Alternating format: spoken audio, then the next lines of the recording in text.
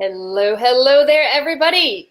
What I'm going to talk about today, one of the easiest, quickest ways to help prevent injuries with your dog.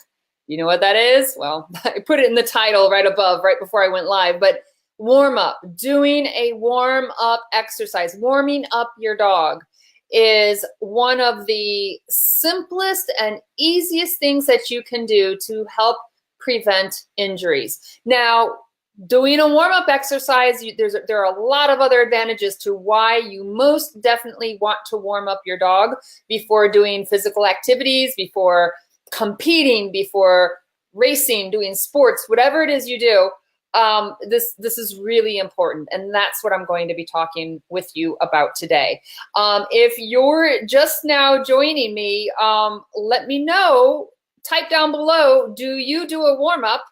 And what do you do for your warm-up? I'd love to hear. I mean, it's endless. The number of things you can do for warm-up exercises, and I'm going to give you some specific examples of things that I like to do and things to consider depending on what kind of work or sport you're doing. But in the meantime, if you're joining me, hello, thank you for joining. And right below, let me know, do you typically warm up your dog? And if you don't, a lot of people, something they haven't really thought about. And if you do, let me know what kinds of exercises you like to do. So, Michael. So Michael said you jumped on an hour early and you wondered where everybody was. Yeah, 8:30 p.m. Eastern time is when you catch us live here. So thanks for joining us, Michael. So if this is your first time, let me give a quick introduction. My name is Erica Bowling, and I am the owner and founder of Northeast Canine Conditioning. I love helping people take their sport dogs and working dogs and turning them into elite canine athletes. But I also enjoy helping pet owners keep their dogs fit and healthy. And I also like to help people on the business side of things. If you catch my topics on Friday, sometimes I talk about business, canine business related topics, but today we're talking about fitness. Today we're talking about warm up exercises. So Michael, you should be warming up your dogs because you've heard this from me before. Lorna, thanks for joining us. Do you warm up your dogs before activities? So before I jump into all the different ways that you can warm up your dog, let me just briefly go through some of the many reasons why it's so important, why you really need to make sure you do it. Number one, it increases the blood flow. So you are preparing your dog for exercise. You're preparing your dog for activity, and you're getting the heart rate pumping more, and you're getting that blood flowing. What you want to do is you want to get your dog so they are, you can noticeably see that increase of heart rate, that increase of the blood flow. You might see some panting starting. One of my dogs, he starts to get a little pink in the ears, on the inside of the ears. Now, I don't want him like bright pink. That's too much. But I want to see that metabolism is starting to pick up speed, right? So, hey, Kim, thank you for joining us. Let us know. Kim, you have horses too. Do you warm up your horses and do you warm up your dogs before activity? If you do, let us know what you do. Okay, with that increased blood flow, you are increasing the body temperature. So again, all of this is part of prepping your dog, getting your dog ready for exercise and activity, right? So you're increasing the blood flow, increasing the heart rate, and you're warming up the body. And that is definitely something that's going to help us in our dog's performance. With that said, you are increasing the oxygen intake, right? You're getting that oxygen flowing. It's going through faster. You're getting more going. So think about it. Think about if I'm going to be sprinting. Think about if I'm getting ready to do a long distance run, right? And I need to bring in oxygen. If I can get a lot more oxygen that first 20 seconds or 30 seconds, it's going to help me than if it's going to take me twice as long to have that same oxygen intake. So if I'm exercising, if I'm already warmed up, I'm going to be taking in more oxygen. I'm going to be fueling those cells. I'm going to be working those muscles are going to be just primed and ready for exercise. So this is really important. What happens now Oh, Kim says, yes, I warm up my horses, I walk them around, and then do some groundwork. Perfect. I've got a video to share. You might appreciate a video I'm going to share in just a minute, based on what I've learned from horses, right? But going back to the benefits, so our heart rate's beating a little harder, right? Your dog's starting to breathe a little heavier. The blood flow is circulating. We're getting more oxygen out there to the muscles. So what does all that lead to? Well, number one, we're starting to see an increase in muscle elasticity. So our muscles, if you ever stretch at the gym, if you ever tried stretching on cold muscles and then go warm up, go do a little bit of a jog on the treadmill and then go stretch again, you'll probably find that when you're stretching on warm muscles, you can stretch better. You can stretch better. Perfect example is when my back is bothering me, my back is achy, I will walk into the gym and I can like barely walk and my back is all stiff and I might even be hunched over. As those muscles warm up, my stride gets longer. Instead of walking, I can now jog. I can stand up straighter because I'm getting more flexibility. So all of this is really important. So think about when you're competing your dog. If your dog is more flexible, right? If your muscles are warmed up, your dog's going to have a longer stride. If your dog is jumping and your dog's more flexible and the muscles are warmed up and they're taking more oxygen intake, it's going to help with the jumping. It's going to help if they have to do a short burst of speed. A lot of our dog sports are based on sprinting activities, right? The dog has to very quickly accelerate speed or go from, slow to a standstill to jumping, that burst of energy. And so this is going to help all of that. And so increasing the muscle elasticity and warming up the body and warming up the muscles, it's going to help prevent injury, right? It's going to help prevent injury. So if you think about it, if I go out and I'm trying to jump and my muscles are cold and my muscles aren't real flexible, right? Well, I'm not going to jump as high.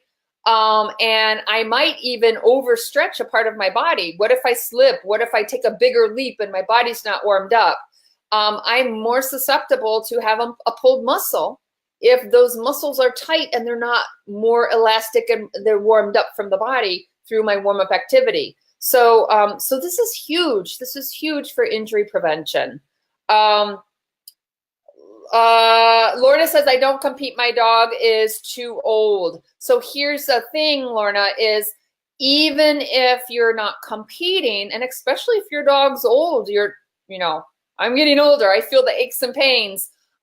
Even if you're going to be doing things with your dog and being more active, let's say you might go for a longer walk or your dog's going to do a little bit of trotting, or let's say I'm going to turn my dog loose in the backyard and I know it's going to like suddenly just go out and run quickly from a dead stop. If I have an older dog, and even if my dog's not competing, it's still important to build up that gradual warming up of the muscles and building up that warming up of the body and helping that dog. You'll find I used to teach senior aerobics.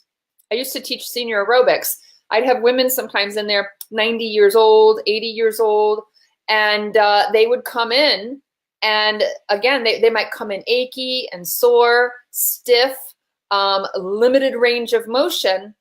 And after it was a low impact aerobic class, we weren't jumping and stuff, but low impact, and we would do a really nice warm up and just get those muscles moving and building it up slowly, gradually increasing activity. They would be more comfortable, less pain, and more flexible.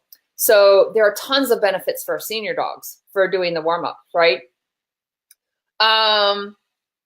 So Marilyn says, horses are more supple and relaxed near the end of the ride. Yes, even if they were stiff starting out. Yep, because you've warmed them up, you've warmed up those muscles, right? So injury prevention is huge. And then also another thing is you're reducing muscle tension. So this goes right back to my conversation with senior dogs. Or what if you have a dog that had an old injury? A lot of times when they have injuries, that's one of the first places where arthritis might set in. If they had an old injury somewhere along their joint, it's not unusual that's where you'll start to see that arthritis setting in earlier. Also, older dogs, you might have old injuries, you might have scar tissue, you might have, parts of their body that are, just stiffer to begin with. So this is going to help them, just as important for your older dogs also, warming up those muscles. You're just, you're not going to do the exact same type intensity, and you might not do the same type of exercises, but it is really important. And so all of that said, if you are doing performance-based activities with your dogs, all of this can help performance. We've got research on this, and we've got research with human athletes, looking at the actual performance, looking at what exercises they're doing, looking at speed, looking at jumping, looking at throwing, different types of activities. And we do know, in addition to injury prevention, we know that those warm-ups are going to help enhance performance. Awesome. So Lorna said, my dog's in pretty good shape though. Yep. So we want to keep them in good shape, right? As good as we can keep them. So those are just some of the examples of all the many, many ways that our warm-up exercises are going to help our dogs. And like I said, doesn't matter if you have an older dog. There might be more of an argument there that they need that warm-up even more so, because they might already have some aches and pains and old scar tissue and body parts that aren't functioning like when they were younger. Now, a couple things to keep in mind. If you have an older dog, your warm-up exercise might be more gradual. I know that as I get older, my body needs more time to warm up. I have more aches and pains, and I have more things I have to work through. So my warm-up exercises, it takes me longer right now to feel the effects of my warm-up exercise, all the positive effects. It takes me longer to feel that than say when I was 20 years old, because my body's not the same, and I need that warm-up even more so, but it takes a little bit longer to get there, right? So the warm-up is important no matter whether, if your dog competes, if you don't compete, if you have an older dog, if you have a younger dog. All of these benefits apply to all of those situations. So what do you do? Hey, Angie, thanks for joining us. Angie's on your road trip. Yes, out west. Angie says, I've done an even longer warm-up due to Ziva, being in the car. Yeah, so here, yeah, you have to consider a couple things. Excuse me. You have to think about the context of the warm-up. You have to think about your dog, and you have to think about the environment. So I have people that will ask me, and they'll say, okay, how long should I do my warm-up? And I never time my warm-up. Never, ever, ever. I base my warm-up by observing my dog. I observe my dog, and I watch those physical effects of exercise on my dog, warming them up. I look at my dog panting. I look at how hard my dog is panting. I look at the pinkness inside the ears, right?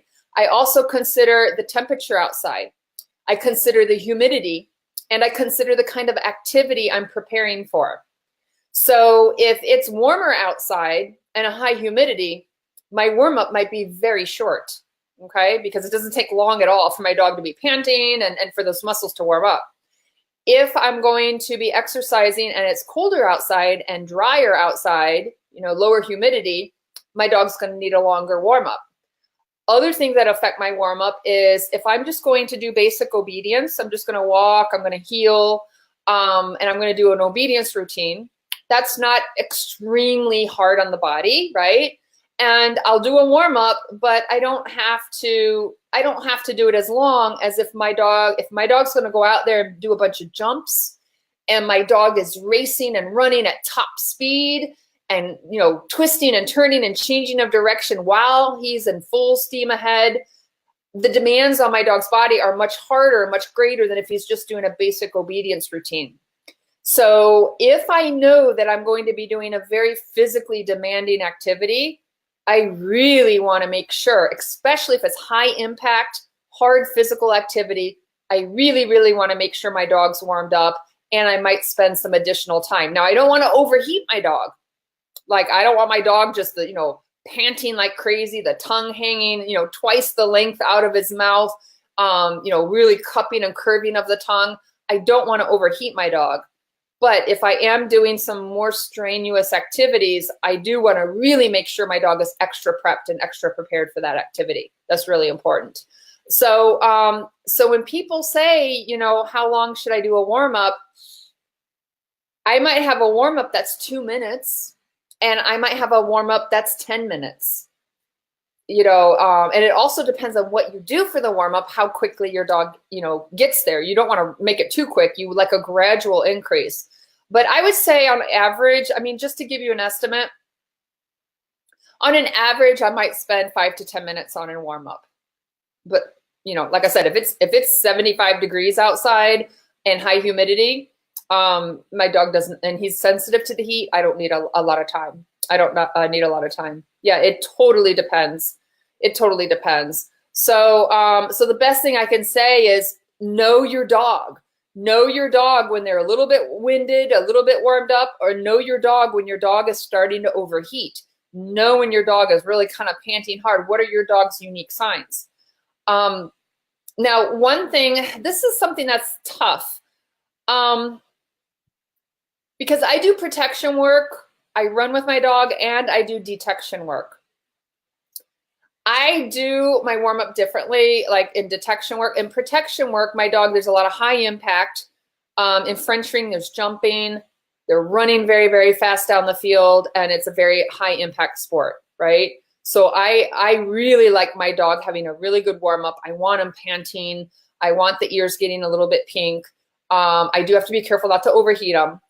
But here's the thing is in detection work, if your dog is panting heavily, like that is going to have an impact on their scenting abilities. So if your dog is exhaling, and breathing really hard and panting really hard and breathing out all this air to try to cool himself off, there's not as much time spent in air going into the nose for sniffing and smelling and doing detection work. So, so it's interesting because like when I do my French ring and protection, if my dog's like panting a little heavy, like that's okay for me. But when I do detection work, I don't want a heavy panting dog. Like I want him warmed up, but I don't want him. I don't want him panting like he does in protection sports because it's going to, it impacts the sniffing ability, right? And so and also when I do detection work, it's not as high energy or high impact. So in that regard, it's okay if it's a little bit of a lower energy warm up, because when I do detection work, he's not running full speed. He's walking or trotting. And also when he's doing detection work, if we're doing any kind of rough terrain or climbing and stuff, it's usually, it's not high impact. It's not like what we do out in protection sports. So the body, doesn't have the same physical demands on it. So, sometimes I wish that I could do a little bit of a heavier warm up with him, but he'll get winded and he doesn't handle the heat well. So I do adjust my warm-ups a little bit when I'm doing detection work, and I don't get him panting as much. I don't have him breathing as hard as what I would do is preparing for, to do a 1.2 meter jump or climb the palisade wall, right? So those are some things to think about, but you still want to do a warm-up. So a couple things. What do we do for a warm-up? Well, I had a video here I wanted to show you. One of the simplest things to do for warm up, especially if your dog has to stay on leash, is to trot your dog. You can trot your dog in circles. You take a 6 foot line, 6 foot lead, kind of walk with your dog. You can trot with him or use the leash and kind of, do half circles, get him going around part of that circle and get him going faster, get your dog trotting. And doing something. Now I'm going to do more. If I'm going to be doing some real high level, high impact activity, I'm going to do more than trotting, but I always start with a fast walk and pretty quickly I move into a trot. And if my dog is on leash, what I will do is I will just kind of walk in circles with him. And when I do Canicross, I'll do the warm up with my dog. So he's attached to me and I'm running with him. I start with a walk. I move very quickly to a fast walk, and I need more of a warm up than he does. I need a longer warm up when I go running with him because of my back. So in Canicross, I warm up with him. I walk with him, and we might do a quarter of a mile, and we walk really, really fast. And then I break into a slow jog, and then I gradually increase my jog faster and faster. So in Canicross, I will run with him. One time I was at a race, and we were waiting to go to the start line. And what I did was I just took him next to me, and I jogged with him up and down the road a few times. And so there I was actually running with him, and we were jogging together. But there are instances where you can't jog with your dog, or physically you can't run. And so I will stand and hold the leash, and I just encourage my dog to go around in circles. Now let me see if I can get a video I want to share with you. I had it up, but then the internet knocked me off. But what I do, if some of you are familiar, some of you are horse people, I know, but with horses, we do lunging with horses, where we have the horses go in circles. Let me see if I can get this up for you. And with horses, you will have like a lunge line, a long line, and you will actually have the horse trotting or cantering in circles around you. And what I do is, I'm going to see if I can get this video up for you, is I actually lunge my dog around in circles like I do a horse. And yeah, for some reason, this program, I had my video ready to share, and it kicked it off. But what I will do is here we go. Nope. It's not coming up. I will post the video in the discussion area. But what I do here is, it's the same thing as just trotting my dog in circles. But what I do is I put him on a longer line. And I actually have a 30-foot leash, but you have to be pretty good at handling long ropes. You got to be very careful with this, because sometimes people will, they will get the rope wrapped around their feet and get tripped up. So just be very careful. You don't want to do it with a really long line, a really long rope, unless you're experienced in lunging horses. But here, if you're on my business page, I'll put the video link on there. So I will actually have him on a long, I'll use about a 12 to 15 foot long line. And I just basically trot my dog in circles. I trot him clockwise and counterclockwise, so I'm warming up both sides of his body. And he's so used to it, I can actually take him out in the park, and I can take his leash off, and he will just run circles around me. And if your dog is used to doing a focused heel and is used to looking up, and you can't get him off your left side of your body, sometimes what I have to do is I have to keep the leash short and kind of take my hand and walk with him, and walk the inside of the circle and just guide him around the outside of the circle, so he gets a little bit more distance and does some trotting. So I do that for detection work. I'll get him out of the car, let him go to the bathroom, walk him, and then I trot him, and I might spend 5-10 minutes, maybe not 10 minutes if it's not too cold outside. If it's just kind of moderate temperatures, I'll just trot him around. And usually I don't do a whole lot more sometimes if I'm just going to do some detection work on the leash and he's not running, he's not jumping. So just getting him trotting and warming up that way. Another thing, yeah, Catherine says a lot could be done on a lunge line.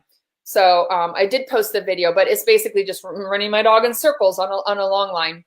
And another thing that you can do, again, you're just getting the heart rate up. You're trying to get the dog to warm up those muscles. So anything you can do to gradually bring that heart rate up, walking and trotting. Another thing I do is tugging. So I might bring my dog out, walk him and trot him and play tug. Trot him, play tug. Trot him around, play tug. That's getting up the heart rate. Another thing that I do is I have a ball on a rope. And if I'm going to be competing, here's the thing. If I'm competing and there's some obedience involved in competition, the dog has to pay attention to me at some point, right? So when I do my warm-up, I want to do the warm-up right before I enter the show ring. right? And so be careful. Sometimes people go do a really nice warm up and then they wait their turn. And then while you're waiting your turn, your dog is getting cold, right? You've just lost your warm up. So you might spend 10 minutes doing a warm up and then you spend 10 minutes, 15 minutes waiting. And then now when you go get ready to enter the ring, your dog is, you know, he's not warmed up anymore. So that's a challenge. Another challenge is when you go and you enter the ring, a lot of times, depending on what sport you do or what kind of competition, your dog needs to be paying attention and be obedient. They have to be able to listen to you mentally. Your dog has to be there. So if I'm lunging if I'm lunging my dog in circles, or if I'm playing fetch with my dog, or I'm having him chase something, you know, if I have like a little flirt pole and he's chasing the end of a flirt pole, he's not really focusing on me. There's no real obedience involved. So what I like to do right before competition, and a lot of times I have to have my dog on leash, is I have a ball on a rope, and I'll have him heel next to me, a focused heel, and then I release him and I tug with the ball on the rope. I tell him to out. He gets in the heel position. He heels. I say yes. I release. He tugs. Sometimes I'll make him go between my legs, and then I'll reward him between my legs. Some of you teach your dogs to do figure eights between your legs, right?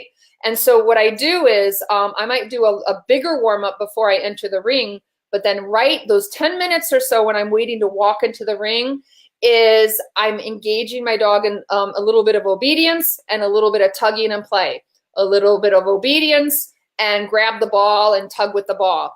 And so I'm keeping the body active, but I'm also keeping the mind active. So it's not just play, but it's release some energy, expend some energy, warm up the body, but the dog is still expected periodically to focus on me for some obedience. So I just kind of throw in a little bit of obedience, throw in some other movement, some tugging, some playing, and I just keep quickly alternating back and forth so that my dog stays physically warmed up, but mentally my dog is still with me, if that makes sense. So Angie says walks and yes, active exercises are great to do. Yeah, and again, the level of your warm up and what you do is going to also depend on what you're preparing the dog for. So a couple other things. So I like to, like I said, I like to trot my dog. I really do this lunging in circles. I do that a lot with my dogs as a warm up. I will do tugging with my dogs. Another thing that I will do now, I don't do this right away. Remember, I want to build the heart rate up slowly. I go from a walk to a fast walk to a trot. After my dog's been trotting around, then I will do short sprints. Short. So now the intensity, a short sprint is more intensity than a trot, and it's going to warm up the body a little bit more than a trot. And so I am not going to start with the sprint.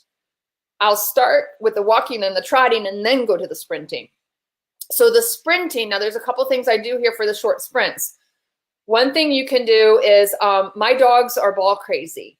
So I never, ever, ever let my dogs chase a rolling ball, because they're just so crazy. They have hurt themselves going to catch a rolling ball.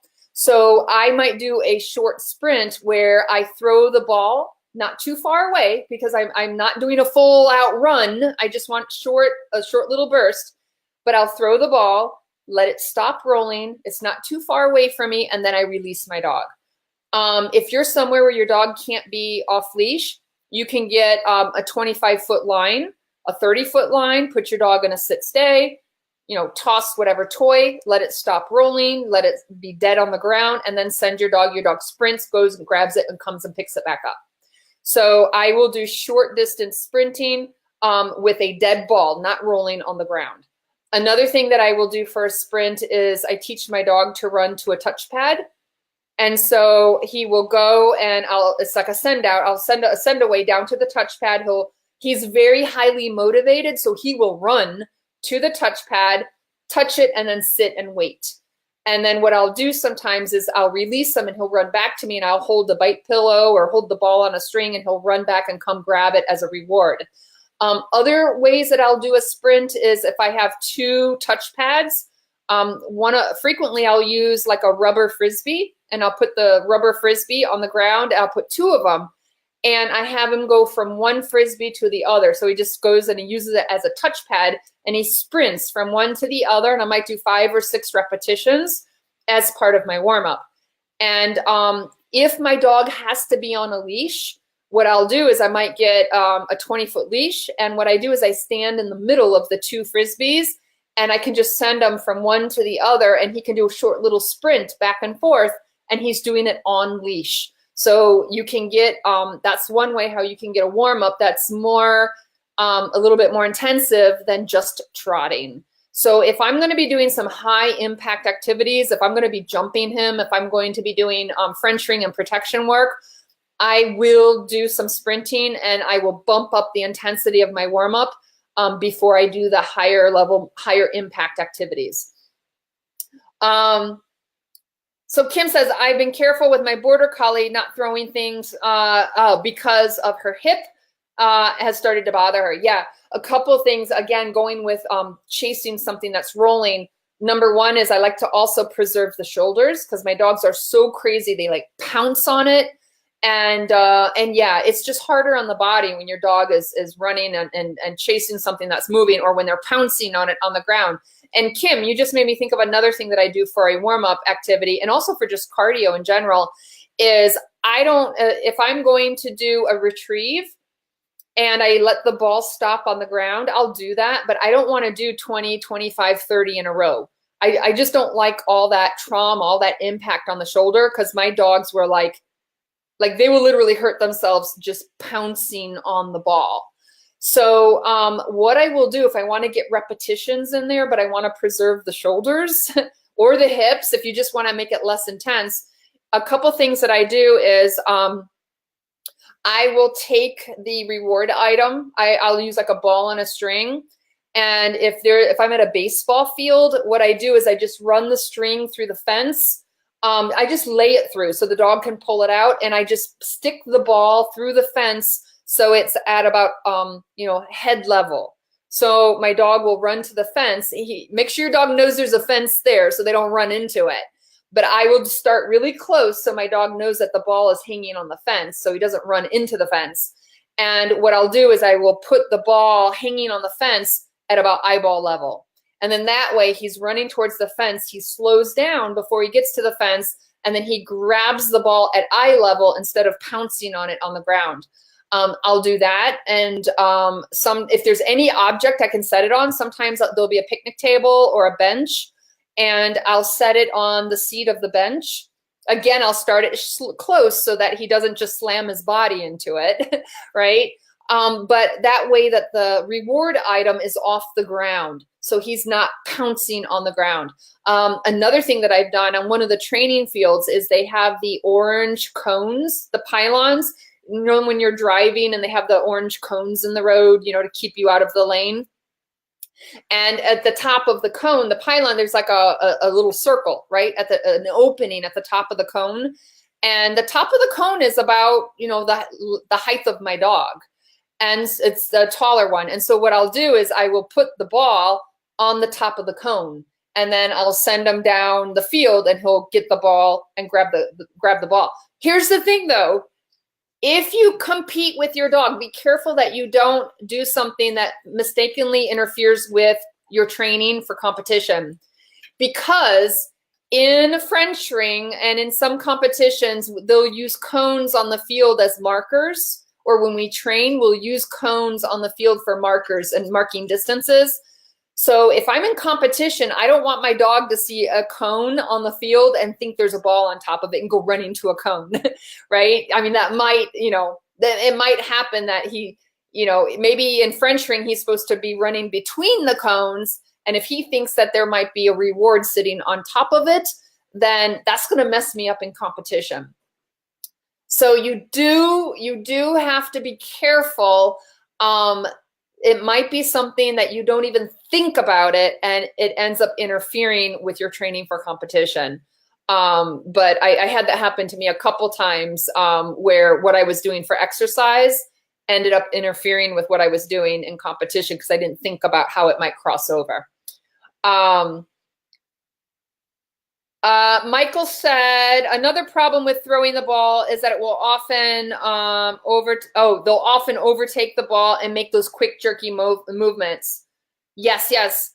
So you said I meant to do it. Whoops. Michael says I meant to throw it, but yeah, not release the dog after the ball stops moving. But yeah, it does happen sometimes. Even when the ball, that's what happens to my dogs. Even when the ball is not moving, they are so amped up that they will race down, they'll slide past the ball, or they'll pounce on the ball, and then they like fall to the side. I had my dog like literally do a somersault, right? And even if the ball's like my one dog, I can't use a ball. Even if it's a dead ball, it's not rolling. He's hurt himself with a ball just sitting on the ground. Oh, Michael said they used once a cone and IPO, so it happens. Yeah. Yeah. So here's another thing. I'll give you another example of where it messed up. It messed up my competition. But you know, I didn't, for me, my dog doesn't compete a lot. And if I have a really good activity that's a great exercise for him, and I do it all the time, if it interferes with competition, it interferes, because my dog, his exercise and his day-to-day activities, that's more important than if he's competing once in a blue moon. So even though this interfered with my competition, I did not change anything. I was like, whatever. But in French ring, they do a search. It's like an IPO. They have the blinds where the person hides behind the blind, and the dog runs around the field and searches. The dog searches for the person behind the blind. Well, I teach my dog for exercise to run around things. So there'll be like a garbage can at the end of the baseball field, and I'll say around, and he'll go down to the end of the field and he runs around the garbage can and he comes back. And so what happened was I teach my dog to run around different things. If I see a tree, I'll go run around the tree, go run around the garbage can. And I can send him away down the field and he can do a full out run, and I can give directionals. Well, what happens is on the French ring field, we have different objects. There's a palisade, there's a jump, there's blinds. And so one time I was supposed to send him around the blinds, and he ran around the jumps. So he was transitioning my exercise of run around objects.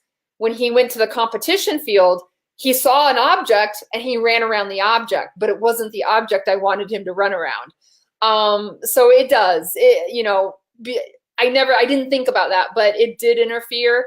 Not terribly, but I didn't stop running around objects because I use that all the time for exercise for him, and I love it.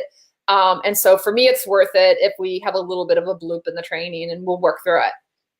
But yeah, the cone, I was using the cones, and I realized that definitely could mess me up on the send away when I send my dog down the field, because he's supposed to run between the cones, and I was teaching him to run to the cone for the reward. So just if you do competition, just be a little bit mindful. Is it a behavior that might interfere with competition? Because it does happen. And usually it sneaks up on you. You don't even realize that it's going to interfere until you're competing, and then you're like, whoops. So those are some of the things that I do. And one more thing that I really want to make sure that you guys hear me talk about in the warm-up is a sport. Oh, two things. Sport-specific warm-up and stretching. Where does stretching fit into this? Okay. So for a sport-specific warm-up, it could also be a work-specific warm-up, right? If you have a working dog, okay? So one of the best warm-ups you can do is going to be a warm-up exercise that is specific to the activity you're going to be doing. So what you want to do is you want to think about your sport or your job, whatever your job is, and think about what your dog has to do and where the hardest demands are on the body in that activity. And for your sport-specific warm-up, you want to warm up those same muscles and kind of mimic those same behaviors, but you want it to be at a lower intensity. Does that make sense? So an example would be in in my protection sport, in French ring, my dog guards, when he's guarding the decoy, he stands between the decoy's legs. And when the decoy is walking, my dog has to walk backwards, okay? So, you know, there's a lot of sports where your dog doesn't walk backwards. In French ring, the way I train my dog, there's a lot of times where my dog is walking backwards. So part of my warm-up in French ring is I make my dog walk backwards, because that is that is a behavior he's going to be doing in competition. He's going to be doing a lot of walking backwards. So one of my sport-specific warm-up activities is he walks backwards. And it's less intense because there's nobody he's going to bite, so he's not as excited, but the muscles are mimicking the same behavior as competition. Another example would be in protection sports, he's biting, right? He's biting. So a sport-specific warm-up would be, I want my dog biting. I'm going to have a bite pillow. He's going to bite it. I'm going to tug it a little bit. I'm going to let him push into it. And that's a part of my sport-specific warm-up, because he's going to be biting on the field. If you have a sport, let's say agility, you have jumps. So you might, if you can, you might want to do a couple jumps, have jumping as part of your warm-up. But remember, the warm-up, you're mimicking the activity, but it's a lower intensity. It's not at that high crazy drive. So if I'm going to warm up my dog with jumps, I might do lower, smaller jumps, and I'm not going to do big distances, and I might do just a couple, right? I'm not going to do a whole bunch of jumps. And so so that's what you need. The challenge here is everybody does different activities with their dogs, but think about the sport you do, think about the job you do, and think about, okay, where is the body feeling stress? Where is the body, you know, potentially might have some soreness, or where are you working the body extra hard? What is the dog doing, and how can you mimic that behavior? How can you mimic that behavior before you go into high drive, right? Good, Marilyn, nose work. Hey, Kate, thanks for joining us. Nose work. Yeah, if you guys want to put a couple examples of sport-specific activities, and we can brainstorm together. So think about nose work. Okay, it's going to depend on what kind of number one, your dog's searching. And okay, so when I think about detection work and nose work, my dog's head is down, and the dog might spend a lot of time with the nose down to a ground, depending on the kind of nose work you do and what they're searching, right? Tracking, the dog's head is towards the ground. Nose work, you might have some high hides, you might have some low hides. So I'm going to do a general warm-up. I might do some tugging. If your dog's doing a lot of tracking, a lot of the heads down low, I'm going to do a little bit of stretching with the neck. I can warm up the neck. I might do some tugging. I might do some lateral, you know, just having the dog turning the head, doing some lateral stretches.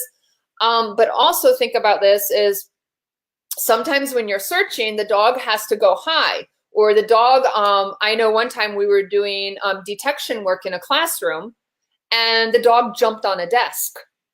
Or sometimes the dog smells something high and they stand up on their hind feet, and they put their front feet like up against the wall, and they're trying to get at something high, and they're standing up on their hind feet. So Marilyn, you have to think about where are the hides potentially.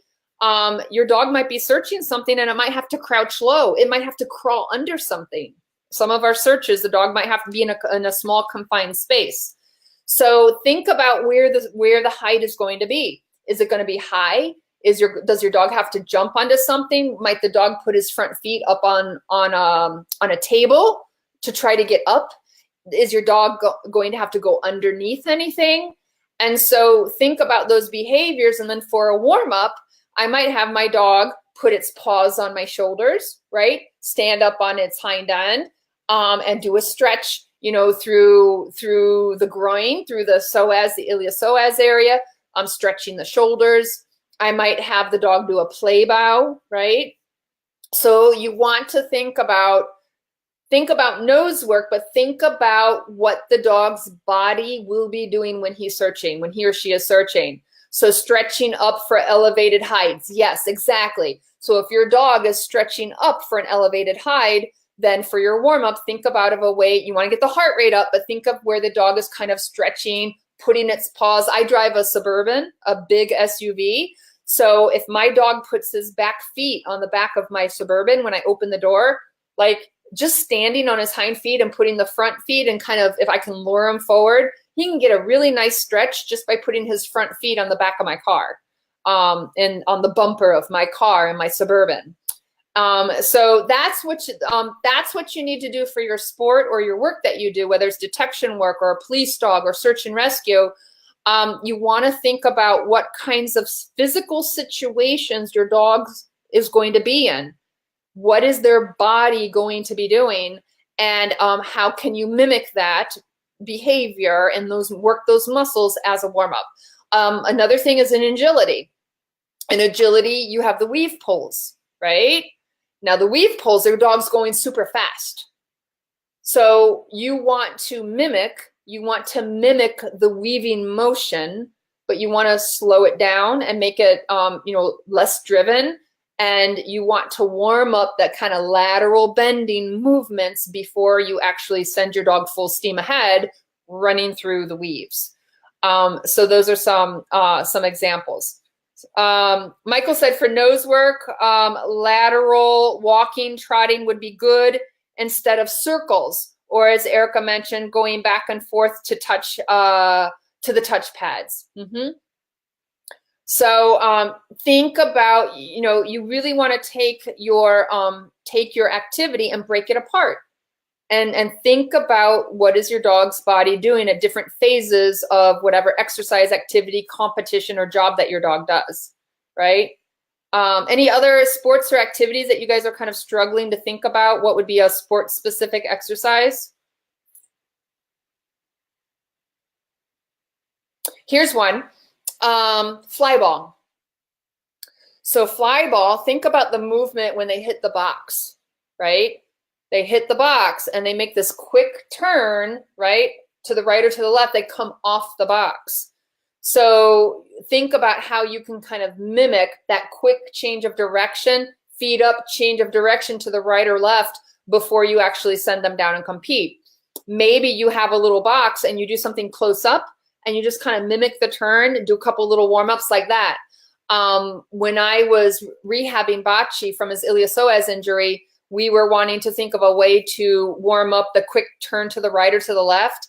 And what we would do is we would have a fence in front of us, and we would put like a toy down by the fence, but instead of running straight to it, he would go towards the fence and then like make a quick turn to the right or to the left. So we were trying to kind of mimic a turn to the right and a turn to the left, but not as intense as if we're in competition. So, we just kind of used our environment, and we're kind of wanting to mimic a turn right and a turn left. Another thing that I'll do for that is I'll put my dog in, say, a sit stay or a stand stay, and I put the reward behind my dog. And it might be a little bit to the left or a little bit to the right. And my dog is facing forward. So what happens is when I reward him for the toy, he has to quickly turn to the right or turn to the left to get the toy. So that's a way to kind of do a warm-up exercise. If my sport is going to require my dog to do a really quick shift of direction to a sharp turn to the right or a sharp turn to the left, I can mimic that behavior in a lower drive by simply putting my dog in a sit stay or a stand stay and put the toy behind him a little bit, to the left or to the right. And then that way, he'll do a quick turn. He's really motivated for it, so he'll do a quick turn to the right and quick turn to the left. But always, this is a higher intensity warm-up. Make sure before you do those short bursts of energy that you had an adequate walking and trotting and build up to it. One time, my dog did that quick turn to the left and quick turn to the right. He did it on his own on cold muscles, and he came up limping. Because he did that real short, sudden turn, and his muscles were a little bit warmed up, but they weren't warmed up enough for how intense he did that for his reward, because he's so ball crazy, right? So Kate says safety for Bat Dog, her dog's shoulders and front joints. hard stops in the sand. Yeah. Yes. So that's the thing, is when you're doing these, mimicking these movements, hard stops and sand are part of it. Yeah. So when you're doing it, it's like a double-edged sword, right? It's like you want to mimic the intense moves, the intense twists and turns, but you don't want it so intense that they hurt themselves before you even enter the ring. So anything you can do to think about lowering the intensity. So lowering the intensity could be lowering the speed. Lowering the intensity could be to lessen the drive. So let's say my dog is so crazy for a ball, maybe my reward is something that he's not as crazy for. So the secret here is we're mimicking the moves, but we want to make it a little bit easier on the body, not as severe, not as hard trauma. Because again, if your dog is not adequately warmed up, you're going to do a twist and a turn or sprint. And depending on the kind of dog you have, you could potentially, your dog could potentially, get injured in the warm up if you're doing something and progressing too quickly without giving adequate time for the muscles to warm up. Nose work, spin stretches, because fast dogs who pick up odor will head twist and go back to the odor suddenly. Yeah, think about and think about individual dogs have their own little unique things that they might do, their behaviors, and think about what they're doing to their body, what they're putting their body through, and how can you help them. Yeah, less drive. Yeah, again, less drive can be, less drive is you can increase intensity, but depending on what you're doing, you don't want to increase intensity always. But a lot of times playing around with less drive is looking at the reward you have for your dog. You got a really high reward, super high drive. Make something that's not quite so appealing.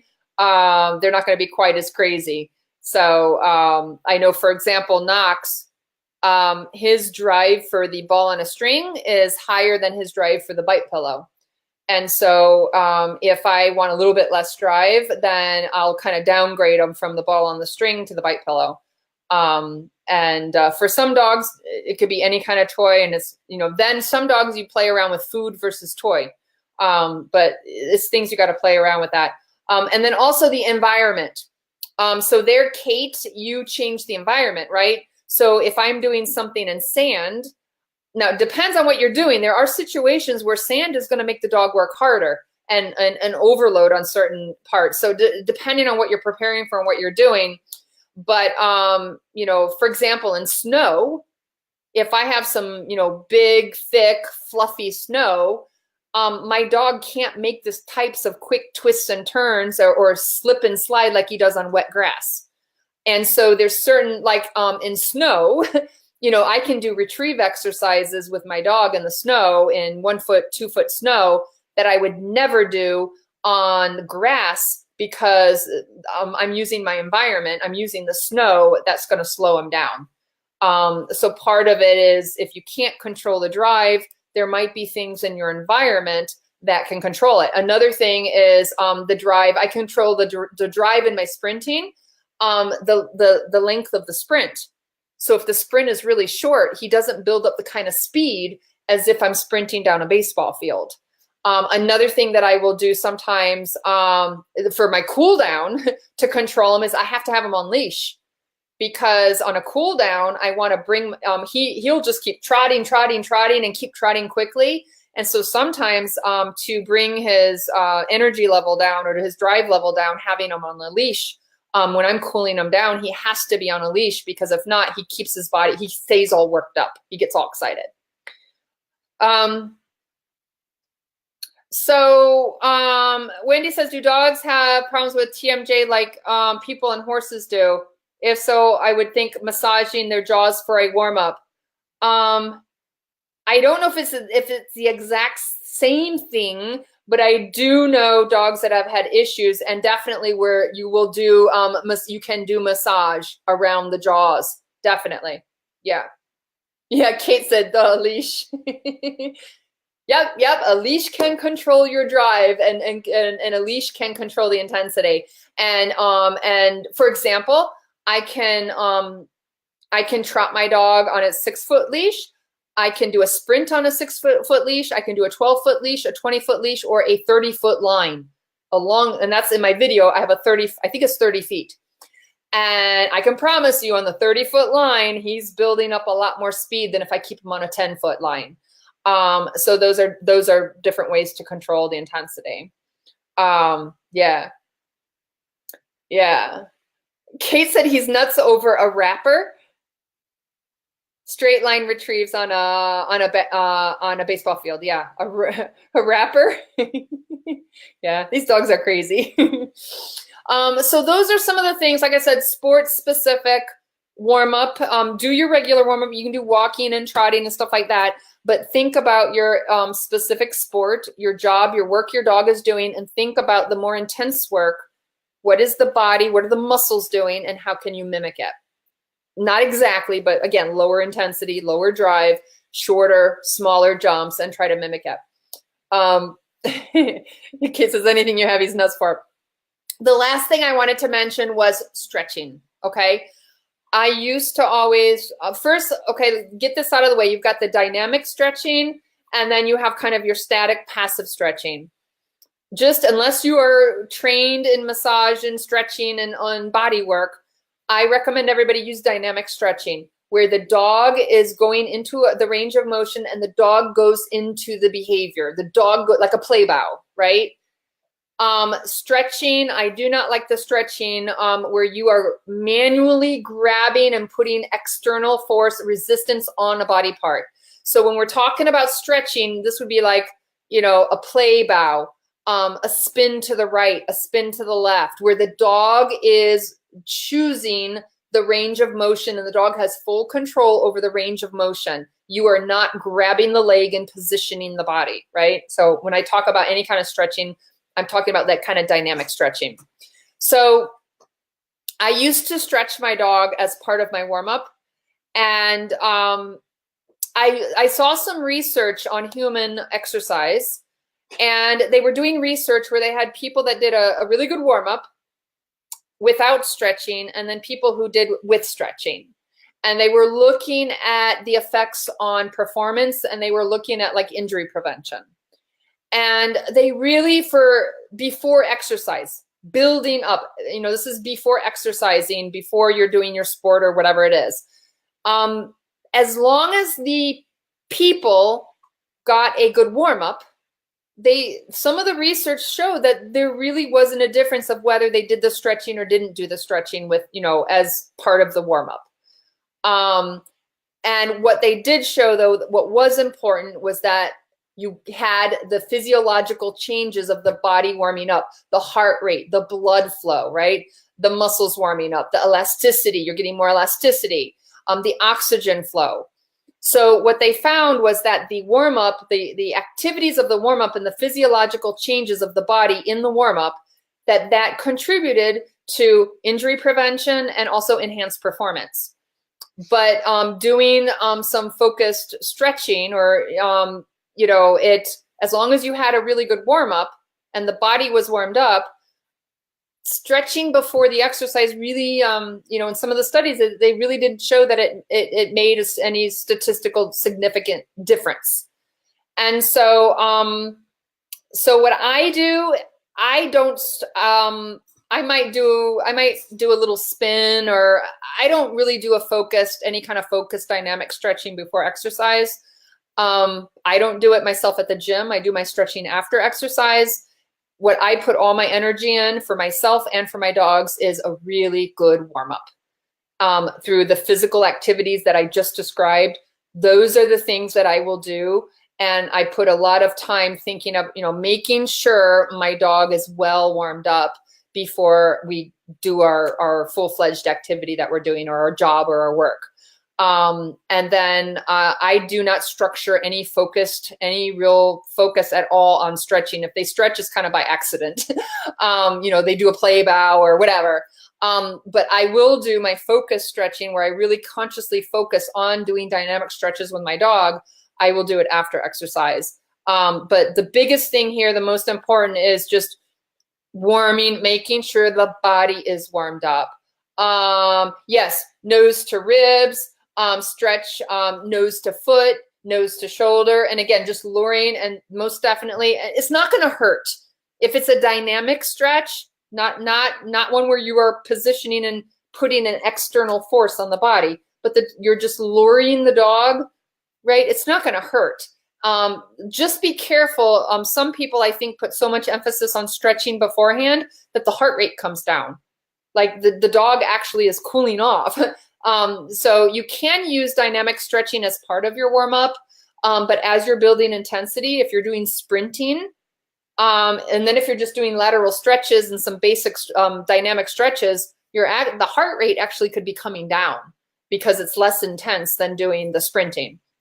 So, you know, doing the dynamic stretching like that, it's not gonna, you're not gonna hurt your dog if they're already starting to warm up the muscles. But definitely, if you don't get a good warm up and you just start doing some stretches and then throw your dog out on the field, definitely you could see where you don't have the same kind of performance. If your dog's not adequately warmed up, no matter how many stretches you do, if they're not adequately warmed up, I can do dynamic stretches all day long, and I'm not going to feel comfortable sending my dog over a French ring 1.2 meter hurdle and a palisade wall unless he's had a little bit more of an intense warm-up exercise. Yes, Kim said with horses, we have them stretch for food. That's what I do with my dogs. When I do have them stretching, I either have them stretch for food or I do a sustained hand target where I teach them to hold their nose on my hand, and then they just, you know, I can guide with my hand and they'll hold the stretch that way. But I always start teaching them. I introduce food. Yeah, Michael said, unless the stretch was part of physical therapy, but not as a warm-up. Mm-hmm. Yep. Yeah. And I'm not saying that those static passive stretches, those stretches where you put an external force on the body, I'm not saying that those are bad. There is a place, especially rehabbing and you know, helping to increase flexibility. It does have a role, but you have to make sure it's done correctly, and you have to be really sure that you're not going beyond the dog's normal range of motion, because it's really easy. Your dog can't communicate and be like, oh, that's enough, stop stretching. Oh, that's a little bit too far. If you are putting an external force on the dog's body to manually stretch them, it's at a much higher risk that you are going beyond their comfortable range of motion, or you're pushing that muscle further than it should go. So if it's done properly, if you've received training and you know how to do these stretches, if your veterinarian taught them or your rehab specialist, but I recommend people, unless you had training on it, I recommend people, my clients and my friends, I recommend that they don't do those types of stretches and to stick with the dynamic stretching. It's just going to be safer, and you're not accidentally going to end up, you know, pushing your dog too far beyond its limits. So those are the last two things. Like I said, sports specific warm up, and my thoughts and my views on the stretching. Like I said, I focus my stretching afterwards. If you guys would like to know a little bit more of what some of the components are of things to be thinking about in canine fitness, if you haven't taken it yet, I have my canine fitness quiz, and it's broken up into different categories. It's a great kind of a self-reflective quiz for you to think about what are some of all the different things you need to be thinking about when it comes to canine fitness. Stretching and warming up your dog is just, you know, it's one little piece. It's one small piece in the big picture of building a fitness program for your dog. So if you haven't taken it, jump on over to Canine Fitness. It's the letter K, the number 9, caninefitnessquiz.com. And it's just like a little self-assessment for you to reflect upon your knowledge and skills in a couple different categories of canine fitness. You'll get a summary of your results. So you can kind of see, it'll give a tally it up. So you see which categories you're stronger in and which categories you're not as strong, you might want to work on. And also when you do that, you could qualify for a complimentary one-on-one session with me, a virtual session on Canine Fitness. So if you haven't taken it, jump on over caninefitnessquiz.com. All right, you guys, So I went over time, but this is a popular topic that I get asked questions all the time about warm-up exercises. So if you have any additional questions, feel free to ask. If you're watching the video replay, I do read the comments afterwards. I will respond. Jump on over, take the K9 Fitness Quiz if you haven't already. Again, it's the letter K, the number 9, fitnessquiz.com. And thank you for joining me. I am here on my Northeast Canine Conditioning, my Facebook business page, every Friday, 8:30 p.m. Eastern time. And I love when you guys join me live, when you ask questions, when you participate. But even if you're watching the video replay, I'd love to hear from you. Do you warm up your dogs? What do you do? If you're struggling to think about what is a sport-specific warm-up for you, post it and let me know what your sport is. Let me know what your activity is, and I can help brainstorm some for you. And if this was helpful, if you found this information useful, I would encourage you to share the video replay. You can share it, email it, share it on Facebook, send it along. Because like I said, having this knowledge, you are looking at potentially preventing injuries, and you're looking at the possibility of enhancing performance, especially if you haven't been doing warm-ups. And this could really benefit you and your dogs in a number of different ways. So I encourage you to share it with others. Feel free to share. And I hope to see you next Friday, 8:30 p.m. Eastern time on my Northeast Canine Conditioning Facebook business page. Thank you everybody for joining me. And I will talk to you soon. Bye-bye for now.